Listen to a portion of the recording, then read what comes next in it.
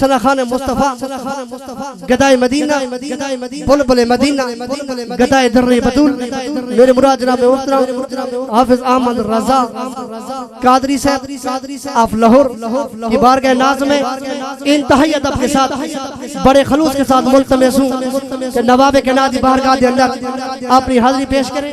اللہم صلی علی سیدنا و مولانا محمد و بارک وسلم وصلی علیہ۔ آج کی اس خوبصورت بزم پاک کے انعقاد اور اہتمام پر تمام منتظمین محفل کو بہت مبارکباد پیش کرتا ہوں اور دعا گو ہوں کہ اللہ سبحانہ وتعالی ان تمام نوجوانوں کی، ان کے بزرگوں کی، ان کے گھر والوں کی اس کاوش کو اپنی بارگاہ میں قبول و منظور فرمائے۔ میں آپ کے اس علاقہ میں پہلی مرتبہ حاضر ہوا ہوں۔ بکھر شہر میں یا اس کے گرد و نواح میں الحمدللہ حاضری کا شرف ملتا رہا ہے، لیکن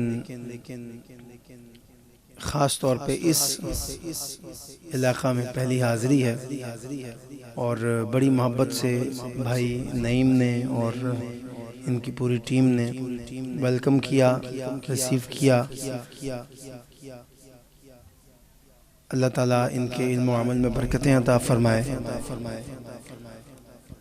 میں جتنی دیر سے ماشاءاللہ مجھ سے پہلے حضرت صاحب علامہ صاحب بڑا خوبصورت خطاب فرما رہے تھے اور ابھی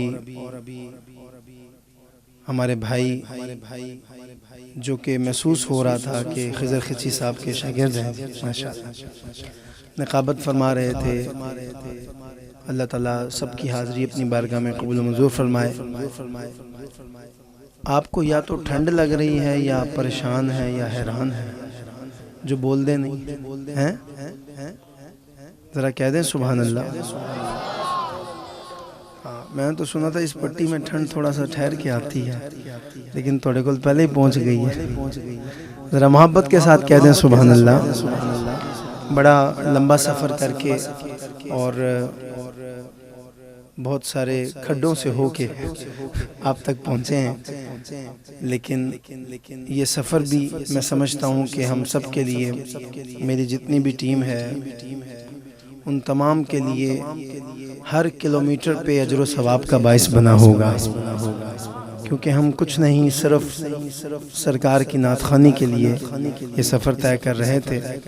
تو آپ جتنے احباب ہیں آپ نے اپنی تعداد کو نہیں دیکھنا، بلکہ یہ دیکھنا ہے کہ آپ کے پاس سرکار کا ذکر کرنے مہمان بہت دور سے آیا ہے، تو آپ نے بڑی محبت کے ساتھ بآواز بلند آقا کی بارگاہ میں ہدیہ درود و سلام پیش کرنا ہے۔ کوئی لب بھی خاموش نہ رہے، جس کو پڑھنا آتا ہے میرے ساتھ مل کے اونچی آواز سے پڑھ لے۔ صلی اللہ علیہ یا